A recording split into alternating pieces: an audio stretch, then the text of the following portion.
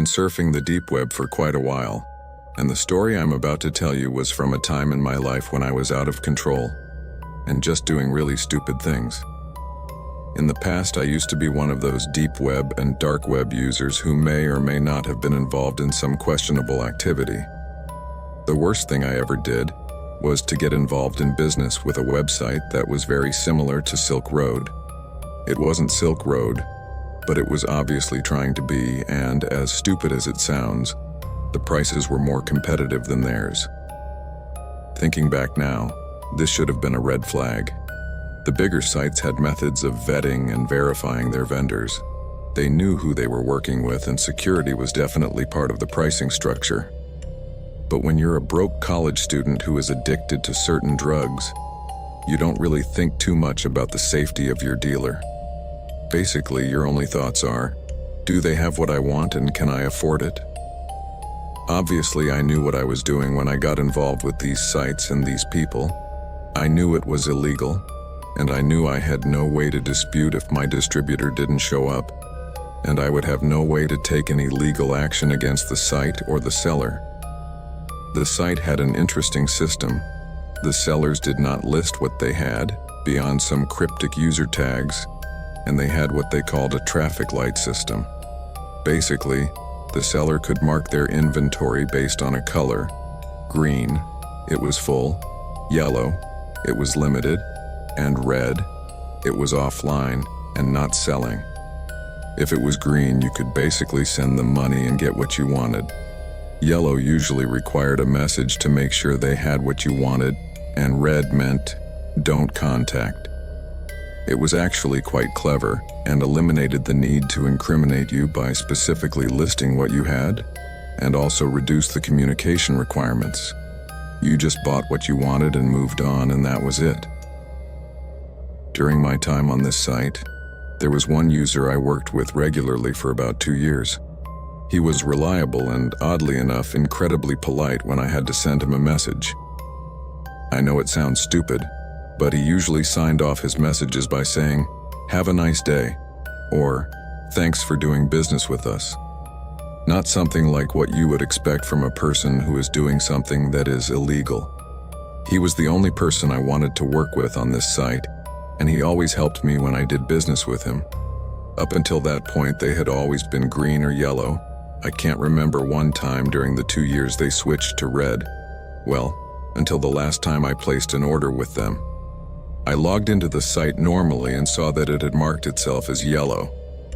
No big deal. I simply sent them a message that basically asked if my regular order was available. Almost immediately after, his page changed to red. I was a little annoyed by this, as he had always come around, and as I said, I was an addict. I went to his page and sent him another message that basically said, "Hey man, what's up?" And within moments I got a reply message that said to leave him alone, not nice at all. Now this was a surprise to me since, as I said before, he had always been most cordial. I responded with something like, "Don't you want my money anymore?" and waited about an hour to see if he would message me back, but he never did. It was a few days later that I went back to see if maybe he had stock again. I think part of me seriously thought the seller was just having a bad day, or maybe it was a fellow customer of his that wasn't so polite when I logged in. I logged in and saw that I had a message from him. I clicked on it and it said, "I have your regular order. Send me the money." I was a little wary at first, but I was also naive and needed it to keep my mind focused and study for my exams. Despite my initial hesitation, I went ahead and sent him the money. I responded letting him know that the money was sent and then waited. I think I messaged him once or twice after that within the week, but he had been offline since our last interaction and had not changed his Red account. About a week after our last conversation, I finally received the package. The box looked very used and of poor quality. It was in complete contrast to what I was used to receiving from this seller, and when I opened it, the first thing I noticed was that it lacked almost all of the security that the seller normally had. This one usually discreetly packed the order items between stuffed animals, I guess it was because they functioned as security and filler. But on this occasion, instead, the box was full of peanuts and tissue paper. I threw it on the floor and looked through it thinking I had been tricked, but then I saw the pill bottle and an envelope with what appeared to be a letter. The first thing I did was open the letter, which said, "Consider this your last order. Jake is out of business. Thank you for your attention." I was a little pissed, as now I was going to have to find a new person on site to work with, but at the same time it wasn't too bad. At least I had about 60 days before that would be a problem. That was my last thought until I grabbed the bottle of pills and opened it. After I removed the cap, I saw that inside the bottle were fingernails. I don't mean nail clippings, I mean nails that had been pulled from the base of the finger. 10 of them to be exact. The edges appeared to have dried blood on them, which told me they had been forcibly removed. I completely froze when I saw this. It was truly chilling, and images of my dealer being subdued, tortured, and killed began to parade in my mind. After this, the meaning of the letter became a little darker, and with Jake out of business to answer any potential questions, I never wanted to go back to that site. In fact, I never went back to any other drug site on the deep web. This scared me too much, to the point that I gave up any kind of illegal activity. I just couldn't stop thinking about the horrible things that could have been done to him before I took him down. Because I knew that in that business, people don't play games. And for those of you who are curious, no, I didn't go to the police. I wanted to tell them that it was possible that someone had been murdered, but how exactly do you explain that without incriminating myself? Couldn't I just walk into the police station, throw a pill bottle full of fingernails, and say that my drug dealer had been murdered? Besides, technically he could have pulled them out himself, which he probably didn't, but that's my story anyway. The only thing of value I can tell you based on this chilling experience is that you better stay away from the dark web and the deep web, and please don't do drugs.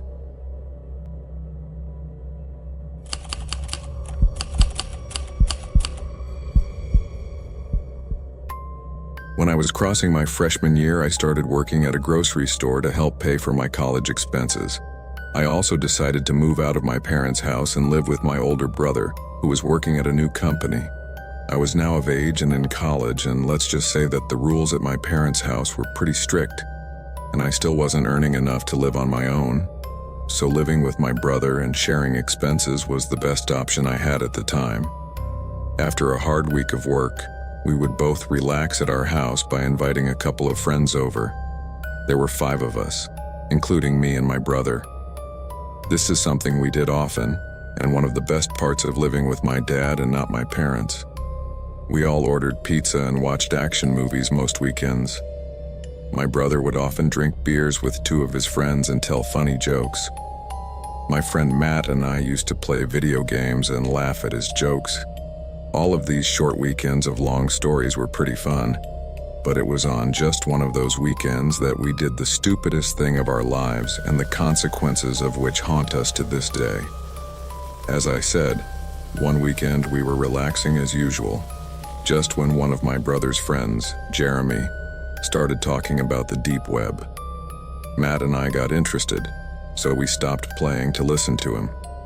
Jeremy said that the dark web is beyond our imagination, and told us that he had surfed it a couple of times with his buddies. My brother suddenly got excited and said we might as well do it to pass the time. I wasn't sure how safe it would be, but they were going to do it anyway.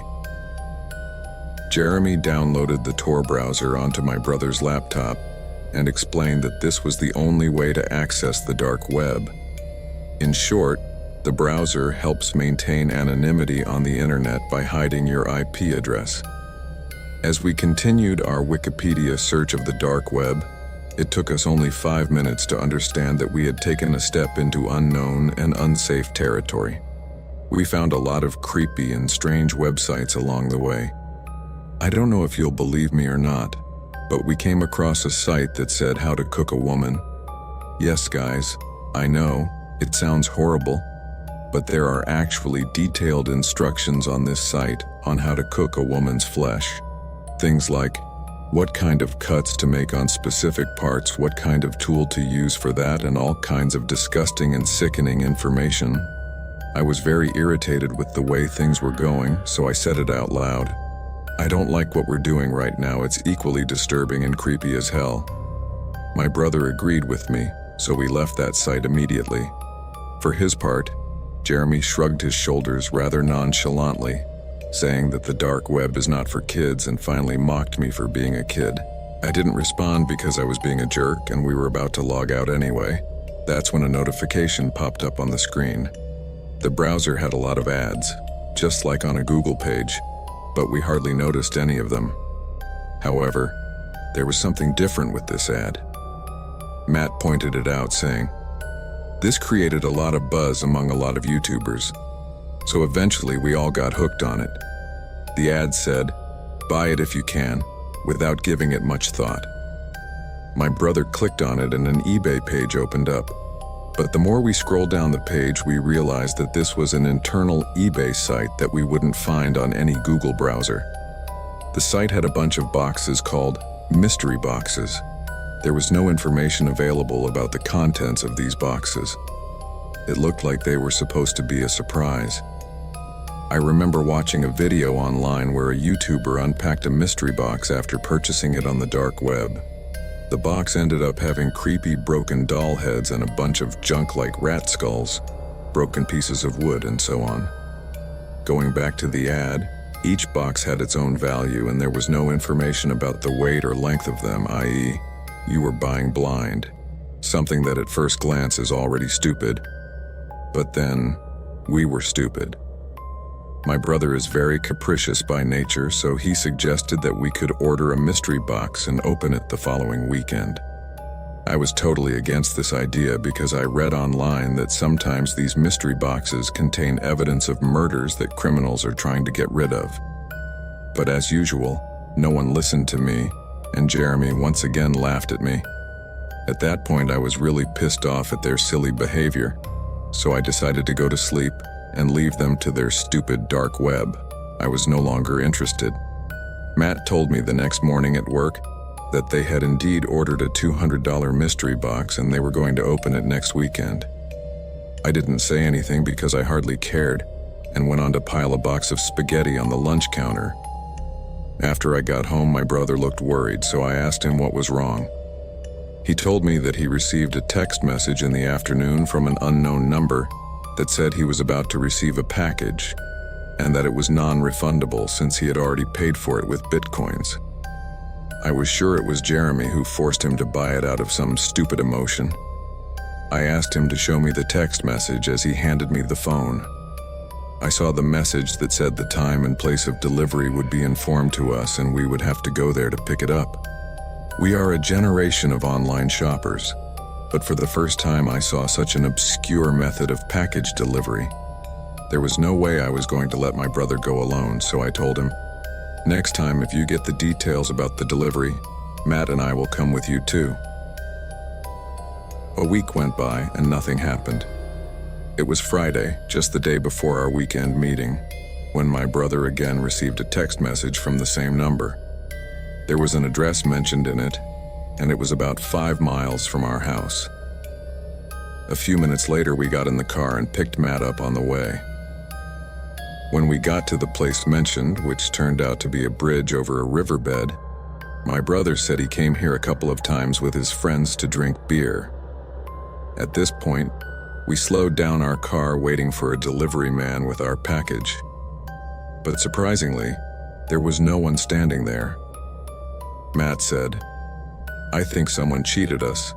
Looks like you guys wasted money for nothing," and then started laughing. I joined him because I was already expecting such an outcome. But my brother suddenly pointed his finger outside the car window on his left side and said, "Look, there's a cardboard box." We all followed with our eyes the direction where he was pointing and saw that he was right. I got out of the car and walked to the left curb. A medium-sized cardboard box was present there. All this time we didn't see anyone pass by from this area, so it felt very suspicious to see an unknown package randomly lying on the street. The box had no address or name on it. I picked it up and realized it wasn't that heavy, but there was definitely something inside.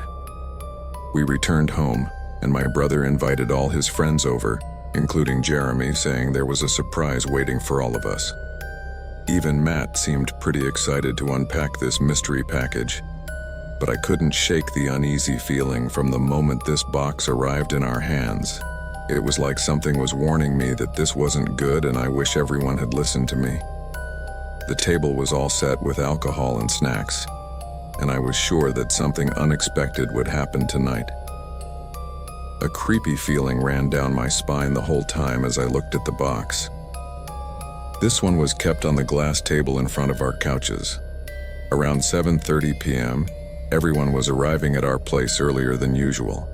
Everyone used to come at 8:30 or 9 p.m., but because of the arrival of the mysterious box, everyone showed up as soon as they could. Jeremy ran to the table and took the box in his hand first, saying, "Dude, this is giving me the creeps. Let's open it, guys." He seemed very excited and anxious. Without having even a quarter of the excitement Jeremy was showing, I sat down next to him and everyone gathered in a circle. It felt like time had stopped at that moment.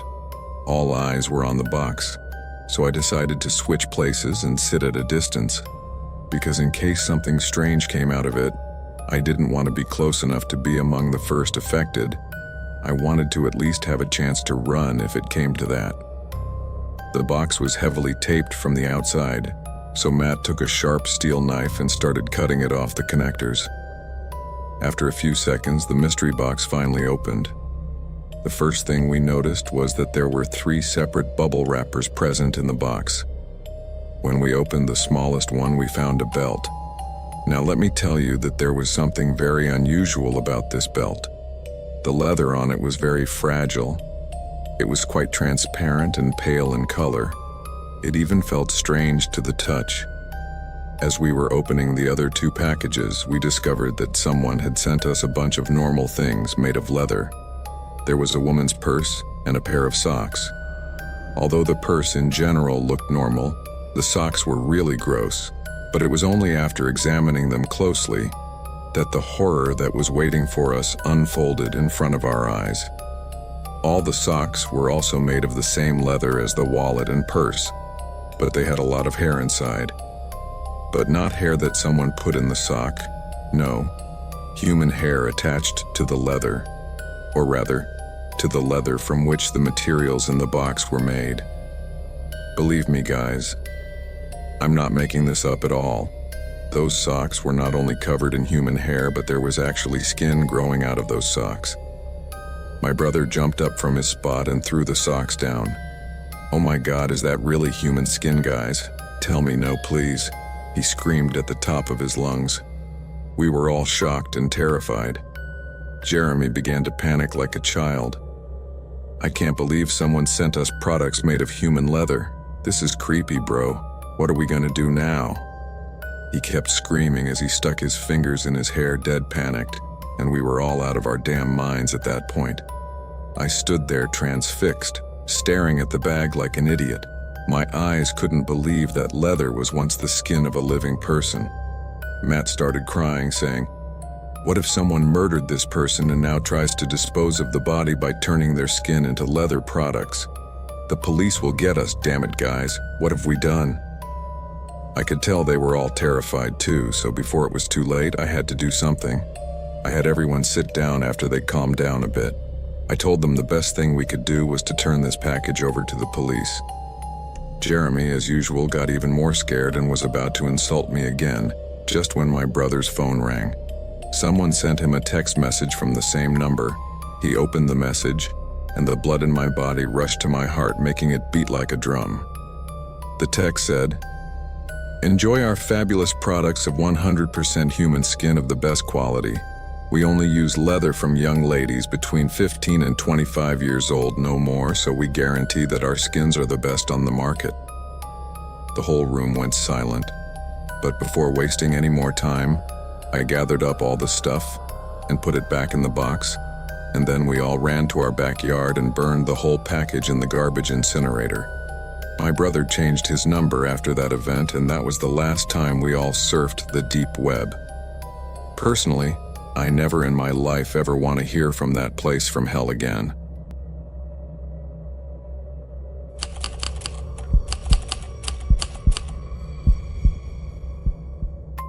I'm only 14 years old, but I'm already an experienced and very smart technician. I enjoy hacking computers and even building some from time to time. One of my more recent and morbid hobbies has been exploring the deep web. But before you get the wrong idea, I don't go there for the dark stuff. Well, I do, but not the kind of stuff you're thinking about right now. I actually explore the deep web for the pleasure of finding new websites, especially the ones that are more bizarre and quirky. I find them and catalog them for my personal enjoyment.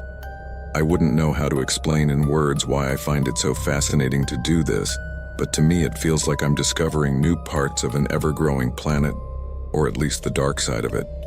Despite being the deep web, most of the sites I've found are mundane and boring. For example, a 9/11 conspiracy site, a dating site for white supremacists, and a site dedicated to assassinating the president. Boring. But there are also some much more interesting ones, such as a marketplace for selling the belongings of various serial killers, a site for worshipping a strange cult called the Red Wolf Clan, and a Hitler fan fiction site, an extremely violent and hypersexual fan fiction, just to name a few. These are the kind of sites that pique my interest or make me laugh, giving them a place in my catalog of oddities. While searching for these types of unusual things, I came across a site called Parent Snatcher, or Parent Snatcher. The design was very simple and looked more like someone's Tumblr page rather than a deep website, but I wanted to see what this site had to offer. Reading through the content, I found little to appease my hunger for the bizarre and obscene, as this was just a list of pronouns and numbers along with links to eBay listings on the shallow web selling furniture. She37, love seat on eBay 14,356. He28, sofa 11,467. eBay listing curtains 12,569 feet. Everything was more of the same after that. The configuration confused me, so I decided to do more research. Upon further investigation, I found several numeric sequences embedded in the background of the site. Being a fan of encryption, I wondered if it might be a code of some sort, so I took the series of numbers and ran them through one of my many code-breaking programs I had on my computer. After about an hour, a message popped up. Welcome to the Parent Thief. Need a new mom or dad, not happy with the one you have? Well, you've come to the right place. Follow this listing for a mom unit and this listing for a dad unit. Ages are included in the description. Once the eBay user receives payment, we will ship your new parent to you. All of our human products come with a lifetime warranty. We monitor the bonding process 24/7 for quality control. They are equipped with a tracking chip and video surveillance, making it impossible for them to escape. Here at Parent Snatcher, we want your total satisfaction above all else. Enjoy. That was strange indeed. I had never seen anything like that on the deep web or in life. Without a doubt, this site was earning a special place in my catalog, fake or otherwise. After saving the site in my collection, I wondered what would happen if it actually worked. This is going to sound stupid, but I've always wanted a father, because it's just been me and my mother for a long time.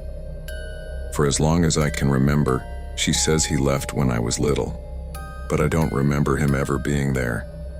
I often fantasize about him coming home, seeing me all grown up and wanting to be part of my life again. I know it's stupid, but I really wanted to know if the site worked. I tried thousands of different search engines and asked around in forums on both the deep web and the shallow web, but I couldn't find a single mention of the Parent Thief anywhere. Finally, I took my eyes off my computer monitor and looked at the clock, and it was almost 3 in the morning. I couldn't believe it. I had been searching for information on this site for almost 10 hours straight, and for one reason or another, I couldn't let it go. Maybe it was my need for a father figure, or maybe it was lack of sleep. Either way, I found myself walking up the stairs to my mother's bedroom. Once there, I snuck up next to her as she slept in bed and reached for her purse on one of her nightstands, grabbed her wallet and walked quietly to my room.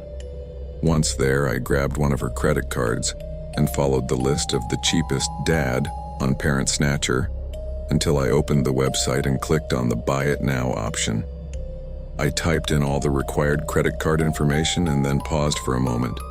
I knew that with this action I was about to not only break my mother's trust and spend a lot of money without her approval, but I was also doing something potentially dangerous. What if the man I bought from wasn't nice? What would my mom say or do when she got here?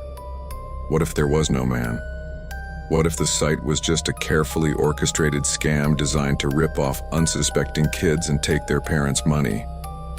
I asked myself all these questions, but the truth is they barely made a dent in my curiosity.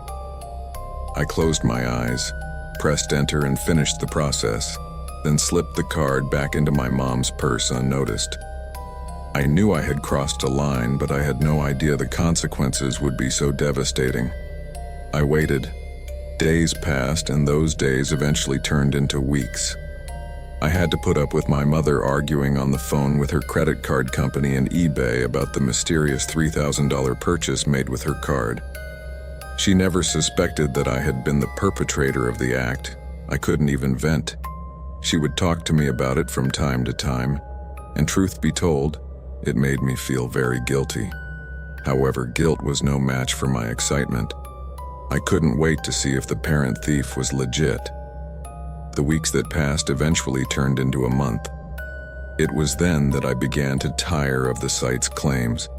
I began to accept the fact that I was a dumb kid duped by a scam teacher. I felt helpless and like an idiot. I had been fantasizing about a scenario where the site not only worked, but sent me a nice man to be my dad, who would meet me, meet my mom, and they would fall in love. We would be a family. I knew the chances were slim, but I still hoped I hadn't been a jerk. One night, while I was at my computer looking for more deep web gems, I heard a loud knock sounding at the front door. A burglar was the first thing that came to my mind. I jumped up from my computer and grabbed the baseball bat I kept under my bed. I was ready to fight off any possible intruder that wanted to break into my house. After getting into fighting position, I heard someone shuffling outside my room. My adrenaline was through the roof at that moment, but I stood my ground and wound up the bat, ready to open the door to my room. But before I did, it opened on its own. It was a man dressed all in black balaclava and all. The guy looked me up and down, seemingly scanning me before speaking and saying, "Are you the one who placed an order with the parent thief?" Surprised by the confusion, I froze for a few seconds, then blinked a couple of times and finally nodded my head. Before I could do anything, the man ran in my direction and grabbed me. He covered my mouth with his hand and forcibly pulled me out of my room. I struggled. I kicked. I tried to defend myself any way I could, but he was too strong. Just before he could pull me out of the house, I tried to bite his hand through the leather glove he was wearing. I gritted my teeth as hard as I could and managed to at least get a reaction. The man groaned in pain. And that's when I was able to break free and run for the stairs, screaming all the while at the top of my lungs for my mom to wake up. The man caught up quickly and grabbed me again, but my cries for help were effective. My mom appeared at the top of the stairs just in time to see what was going on, and realizing what was happening, she started screaming too and came down the stairs faster than I had ever seen anyone move in my life. My mother grabbed the wooden coat rack next to the stairs, and with jaw-dropping dexterity, she lunged at the man and began pounding him, making it almost impossible for him to hold on. As my mother was hitting him with the stick, I noticed he was trying to reach into his pocket as if looking for something. only he was having a hard time as he tried to dodge the blows and hold me at the same time. Then I realized he was probably reaching for a weapon, and there was no way I would allow him to pull it out and use it against my mother. I stretched my leg back as far as I could and finally managed to kick him very hard in his noble parts. The guy fell to the ground and still tried to defend himself, but my mom and I had the upper hand. As soon as I saw him fall to the floor, I immediately reached into one of his pockets and managed to pull out the revolver he was carrying concealed. He finally ran out the door and fled the house. It has been about 6 months since that man broke into our house. I can only assume that he was really working for the parent thief, but the place was not nearly what I expected it to be. In fact, it seemed like his goal was not only to make easy money off of unsuspecting kids like me, but also to kidnap them. Once they have a billing address, they probably track the area for a few weeks and make sure that the house in question actually houses a child or teenager. I didn't realize all this and didn't even think about that possibility. I thought it could just be a scam and that's it. But as with almost everything on the deep web, it turned out to be something much darker and dangerous. If only I had been able to think ahead, I wouldn't have ended up in this mess to begin with. As you can imagine, I ended up telling my mother the whole truth, and that same night we went to the police. Unfortunately, the site was shut down and the perpetrators were never apprehended. However, the police are still watching and my mom and I were offered a new security system, so despite the ordeal, we slept well. Since that day, I have wondered, what would the parent thief have done if I had actually been caught? The police didn't offer me any information about this, but I'm sure they told my mom that there was a good indication that I would have been sent to some sort of child trafficking ring. Luckily for me, I wasn't caught, so all in all, I learned a lot from what almost happened to me that night. And one thing is for sure, I will never visit the deep web again as long as I live.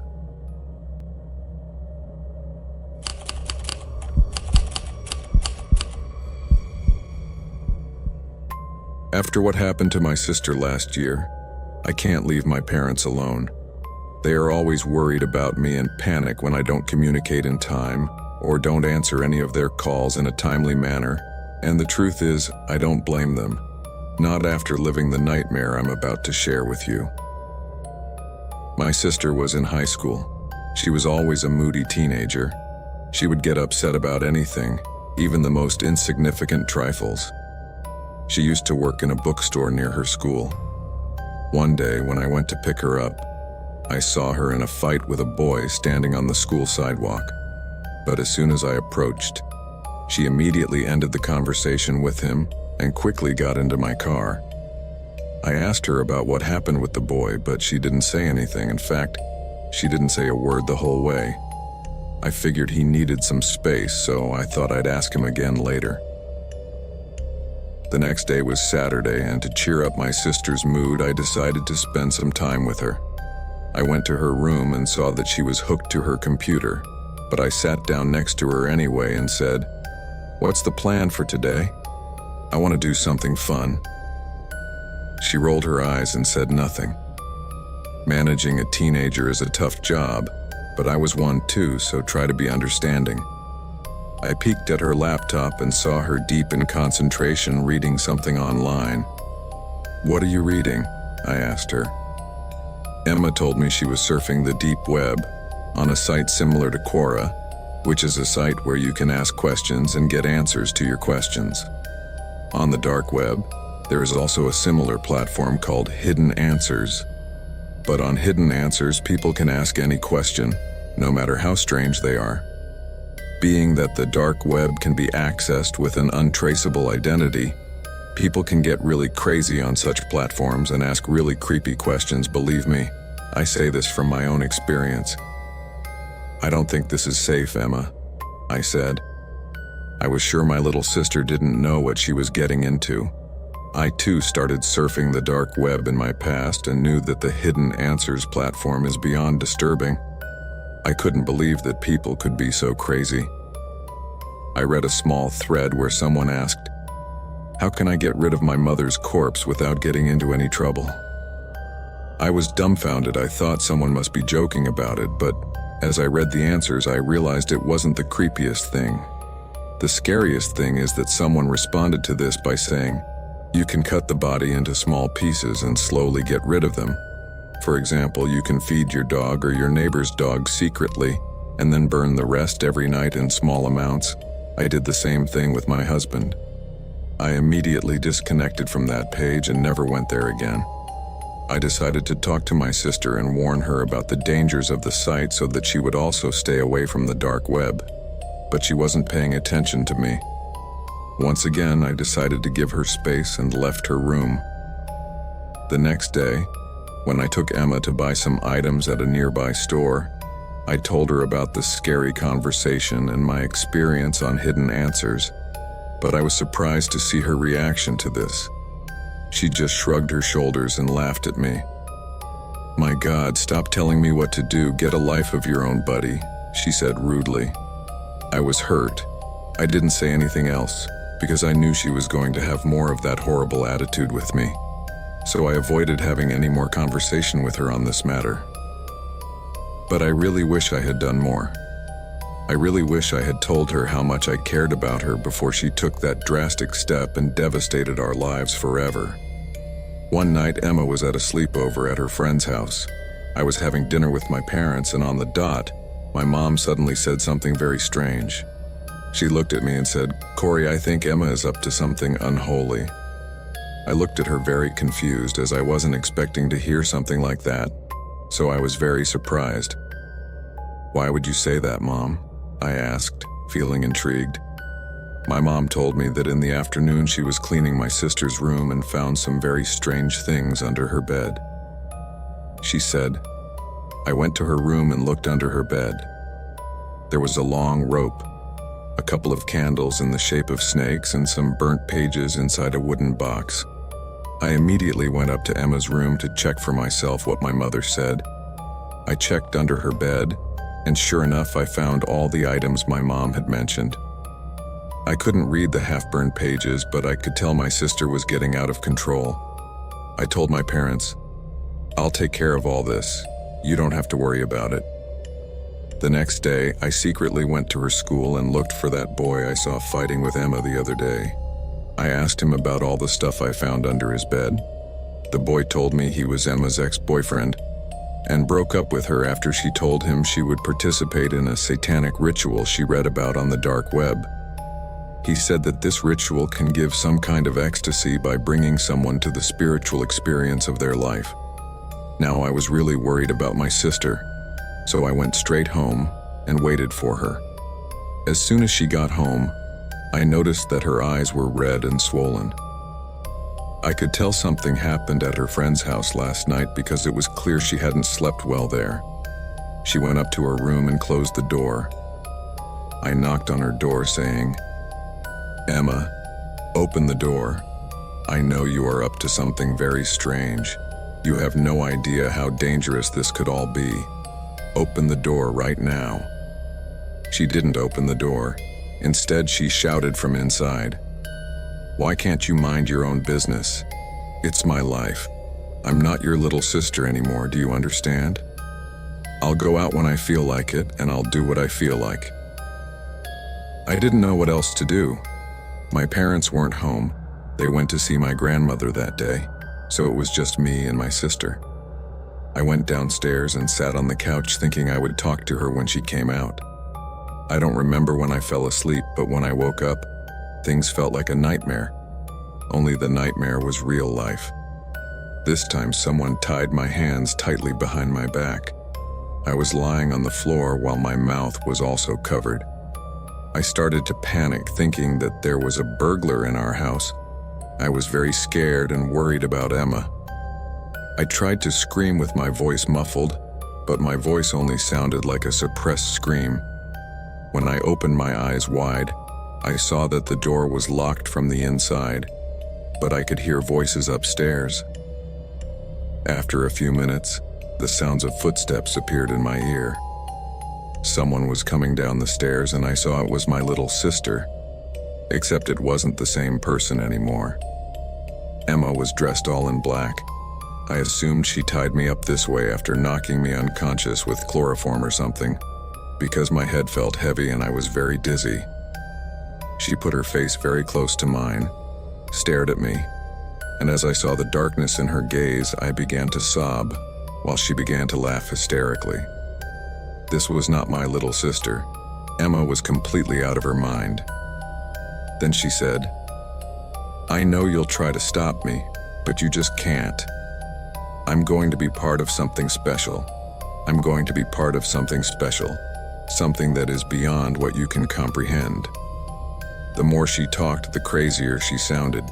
She also said that she read in Occult Answers that a satanic cult claimed that attempting suicide can give you the most spiritual experience in life. The experience comes just before the moment when you feel you are going to die, and that at that moment you can see the universe ending in front of your eyes. What happened after that unhinged statement destroyed a young life and scarred our family forever. In front of my very eyes, Emma climbed onto the dining room chair that was only a few steps away from me and tied her neck to a rope that she tied from the ceiling. Seeing what she was trying to do, I crawled across the floor trying to free myself, but there was nothing I could do. My eyes could not believe what I was witnessing. She was about to do something so horrible and final that I could never turn back. But she seemed unaware of that. I cried, screamed, and tried desperately to free my hands so I could run to her and stop her. But then, Emma stared at me standing on the chair and said, "Don't worry, Corey, I won't die. I'll stop the blackout when the time is right, but I have to do this. All I want to see is who I am. I want to experience what they said." At that point, it was more than clear to me that Emma was sick. I could see her eyes moving randomly as she spoke. I could tell by her creepy smile that she needed help, but I couldn't do anything. I was helpless and felt very powerless. At that moment, Emma smiled, and then there was a loud thump as she kicked the chair. Her body began to shake like a fish out of water, and only a few seconds later she held her rope and tried to remove it. But as expected, she could not. She was tied so tightly that her feet kept swinging in the air. She was drowning in front of my eyes, and I could do nothing to stop it. I cried and kept crying, because I knew there was no turning back.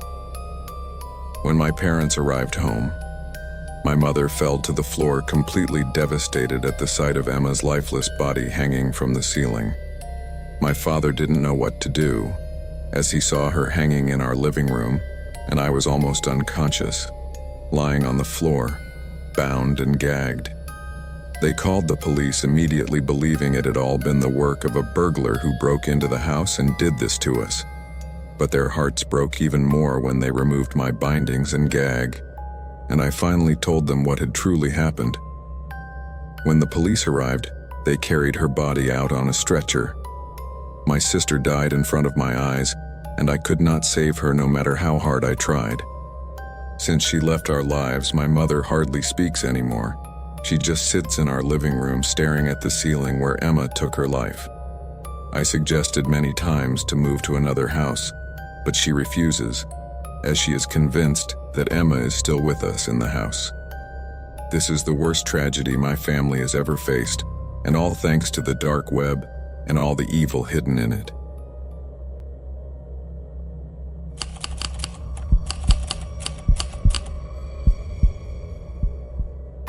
I had always been curious about the deep web. You hear the craziest stories from people who have been there, websites involving human experimentation, hiring a hitman, and even watching people through their own security cameras. The first thing I came across was an extremely death-centric website, which gave me a really creepy feeling, so I didn't stay long on that website. Then, I clicked on the website that was dedicated to watching people through security cameras. Most of the screens showed empty living rooms and yards of random houses. Some of them showed oddly filled rooms, like rooms that were filled with stuffed animals, and another that was decorated with old Halloween props. Something inside me felt sick and just plain wrong, like what I was doing was disgusting. I shook my head, blinking, and looked at any more curiosity before hovering my mouse over the little X to close the window. But just before I pressed the mouse, I saw a blue link under a black screen that said, "Proceed to your own RIS." My curiosity got the better of me, and no matter how twisted my stomach was, I felt I had to press my mouse over that link. As I did, the link turned purple, and the page opened, but I was definitely not prepared for what my eyes would see there. A large room appeared on the screen. The room was concrete, it was dark, and there must have been a night vision camera or something because everything had a strange green tint to it. I noticed something in the corner of the room. It looked like an arm, like someone's forearm. What the hell? The person was now walking towards the center of the room. She was a young woman, looking like she couldn't have been more than 21 or so. Her dark, dirty hair was tangled. Her one leg was broken at the ankle. She crawled on her other leg. Her head was bent down, looking at the ground. Suddenly, the woman lifted her head, and it looked like she weighed a ton on her small body. He hadn't noticed it before. He could only barely make out her side profile, but now it was clear as day. She looked around with teary eyes, black makeup running down her face and lips. Then I noticed her lips were sewn together with white thread. My whole body felt weak. My stomach was sick. I tried to tell myself that it was fake, that it was all a big hoax. My eyes scanned the bottom left of the screen. 11,323 people were watching. The girl suddenly picked up a cardboard and held it up in front of the camera. The sign read, "If anyone is watching online, please help." I could hear her choked cry, having her lips closed, her voice muffled in her throat. I couldn't see him anymore, so I closed the tab and ran to my girlfriend, Alana. "Alana, you're not going to believe what I just saw." But I couldn't finish the sentence, because when I turned to look at her, she was crying. I said, "Hey, have you been crying?" "Look, I know you told me to stay away from the deep web, but..." Alana interrupted me, very upset. "Are you kidding me? I told you to stay away from that place. You never listen to me, always do the opposite of what I tell you, and I'm sick of it." Alana was very upset with me, and rightly so. As I admit, she told me many times to stay away from the dark web, as she was scared of it due to the number of horrible stories she had heard about it. I apologized to her and told her about the girl who was trapped in some basement somewhere. Then she peeked at the screen and said, "Oh my God." Her mouth is kind of closed. There's blood all over her face and hands. At that point, the woman's screams became louder, more desperate but muffled. "I think we should call the police," I said to my girlfriend, but she refused. "Don't be stupid. You don't know if it's fake. It's probably a scenario to gain disgusting spectators such as you, so stop it." I didn't say anything so as not to earn a shock from her. Instead, I went to bed. But I didn't sleep much. Every time I closed my eyes, I saw the woman's face, the string tied to her lips. Red liquid stained her mouth, her fingers, and the floor. I kept getting more and more anxious and restless, deciding that maybe getting out of the house would help me clear my mind. I grabbed my house keys and stepped out onto the sidewalk. I crossed the street and started walking down the block. 20 minutes into my walk, I noticed a black pickup truck following me. They were being very stealthy, not making a sound and moving slowly. I stopped and the van stopped as well. I was going to confront them, but my phone started ringing. It was my girlfriend. She must have woken up, finding herself alone in the house, I thought. "Hey babe, I'm just out for a walk," I said. "Alana, hi." But all I heard was a muffled scream. Alana was screaming with her mouth closed. It was then that a frightening thought struck me. A dread of fear ran down my spine, and I started running back towards the house. I burst through the door and landed directly in the bedroom. "Alana!" I screamed, but she wasn't there. "No, no, no! Alana, where are you?" As I was dying of panic, I received a phone call from Alana, but this time a man spoke from the other end. "First warning, stay away from the dark web, it's not for you." I like Alana. It would be a real shame if she ended up keeping our Red Room guest company, don't you think? "No, please. I'll do whatever you tell me, but please let her go," I pleaded with the man.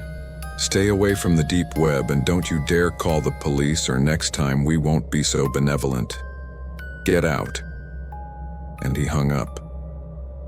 I immediately went downstairs and made my way to the door, and when I came out, I saw Lana being pushed out of the black van that had followed me. Her hands were bound, and her mouth had been sealed with duct tape. The car started up and sped down the street, while Alana ran towards me with her face drenched in tears. Desperate and distraught, I asked her if she had been hurt, and she shook her head. I hugged her as tightly as if I hadn't hugged her in years, and that same night I uninstalled the Tor browser from my computer and never went on the deep web again.